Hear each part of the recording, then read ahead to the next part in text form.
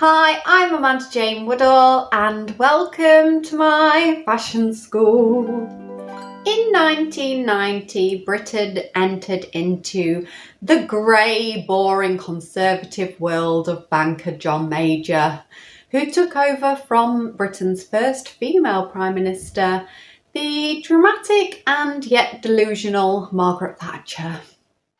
Plastic-wrapped American pop culture and hedonistic synth music had been popular throughout the 80s, but by the 90s this was rejected and people started to look back at British stars like the Beatles and the Rolling Stones and yearned for something more authentic. The general population in Britain worked menial jobs, joined the unemployment queues, watched daytime TV and just lived for football and the weekends. Party pills and raves became a way to leave the world behind and opened up the minds of young creatives who were desperate for a new identity. Kurt Cobain and grunge tackled alienation and dysfunction in America, but British young people needed British voices, and so came the accidental birth of Cool Britannia, also known as Brit Pop. Brett Anderson and Matt Osmond were sixth form classmates in the drab commuter town of Haywards Heath, and they looked towards the grit and the filthy glamour of London, where they felt that they could go and tell their story about being trapped in suburbia. After making Brett a sandwich on a university outing, Justine Frischmann found that she was attracted to this tall, thin creature with two earrings wearing a lady's handbag, and she too joined the band. After terrible reviews, playing gigs with a faulty drum machine and being labelled as children's TV presenters, they finally hired some proficient musicians, guitarist Bernard Butler and drummer Simon Gilbert, and they christened the band Suede. They had a clearly defined vision of the music they wanted to make, being inspired by supernatural sounding bands like The Smiths, Kate Bush and the Pet Shop Boys. However, the shock departure of Justine Frischmann sent Brett into turmoil, and it changed the sound and the style of the band forever. A creepy, sleazy character emerged wearing shiny black outfits and singing cathartic poetry. Songs like Downers held a broken mirror up to conservative Britain, reflecting the tower blocks, chemical existence, and nights where nobody could sleep. Suede became the fastest-selling debut album for a decade and reached #1 in its first week of release.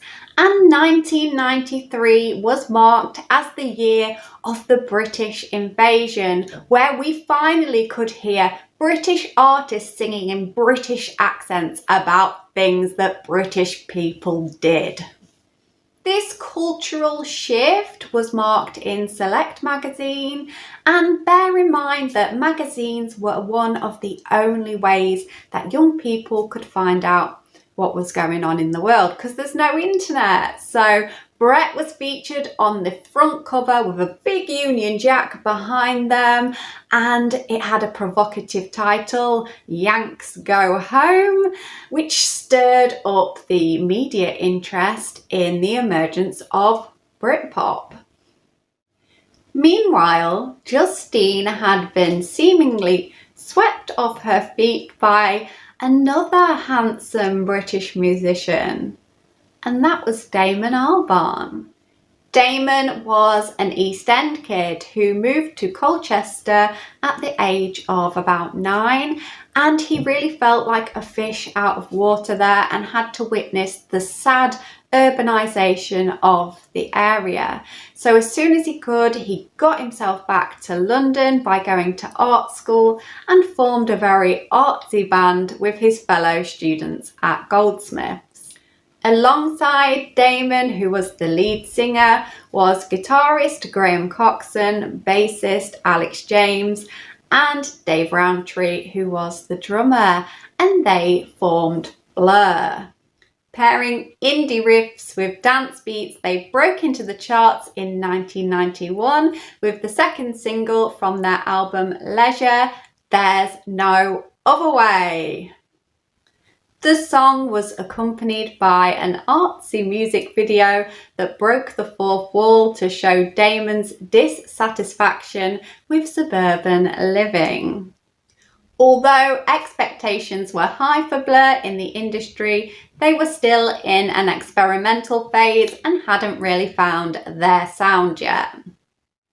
After a disastrous American tour, they returned to the UK and began to really resonate with the Brit Pop movement, and they produced one of the definitive albums of the movement, which is Parklife in 1994. In the same year, Supersonic was released by Manchester band Oasis, who was seen as just an ordinary group of lads from a council estate, and this changed the feeling of the movement from being about being a misfit or an art student that was fed up with suburban life to being for the everyday working class kid. And both these bands had a unique style, sound and version of British culture to offer through their songwriting. Blur had made a record that characterised being British, using wordplay and its art style to make it appear sharp and interesting. It was a half sincere and half satirical commentary on British life.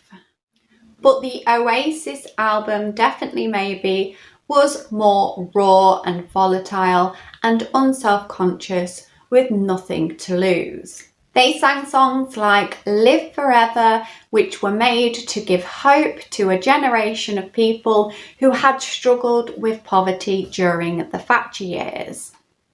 And the public had waited many years for bands like this to come along, and then suddenly two came along at once. And this gave the media the incentive to create a rivalry between Blur and Oasis that was played out in the newspapers, magazines, and even on the 10 o'clock news. In 1995, the two bands became embroiled in a chart war when Blur released their song Country House on the same release date as Oasis's Roll With It. And this was provoked by NME, who called it the Big Chart War. And Country House actually outsold Oasis's Roll With It by 200,000 copies. But it was a hollow victory for Blur because they felt really troubled by this, and it resulted in Graham Coxon having to be talked down from jumping out of a 6-story window.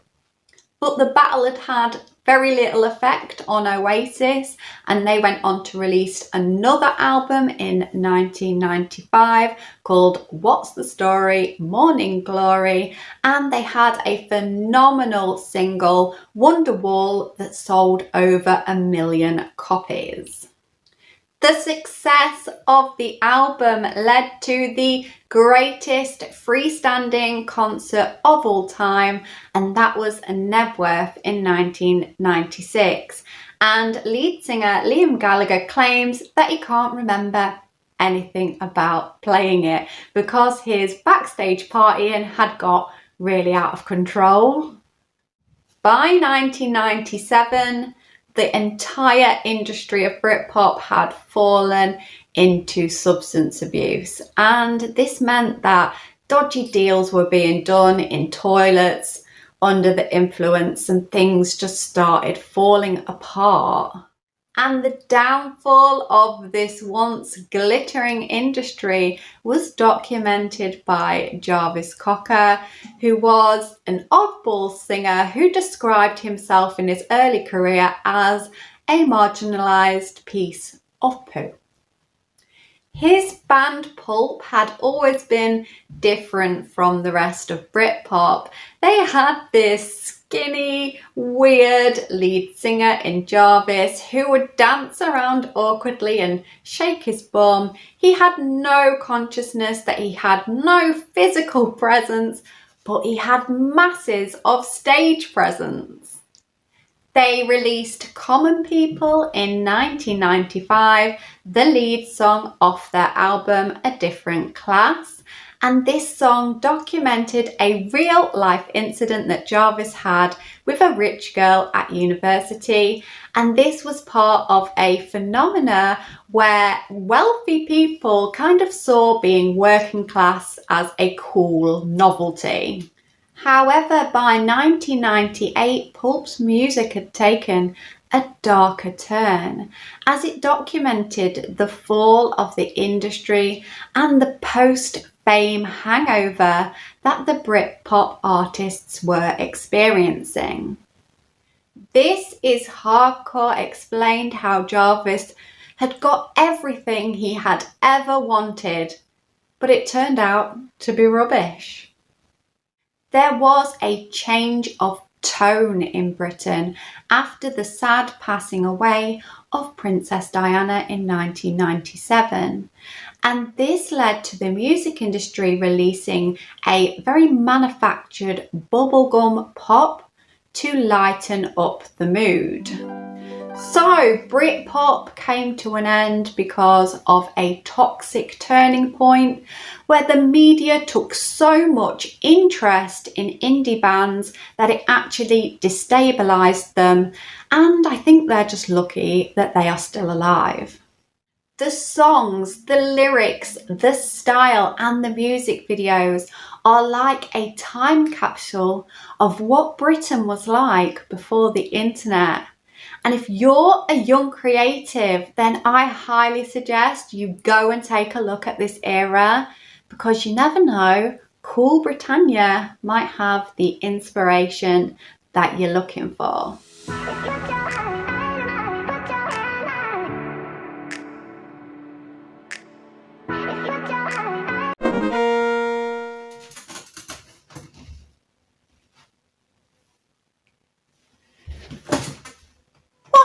Justine? Probably nothing.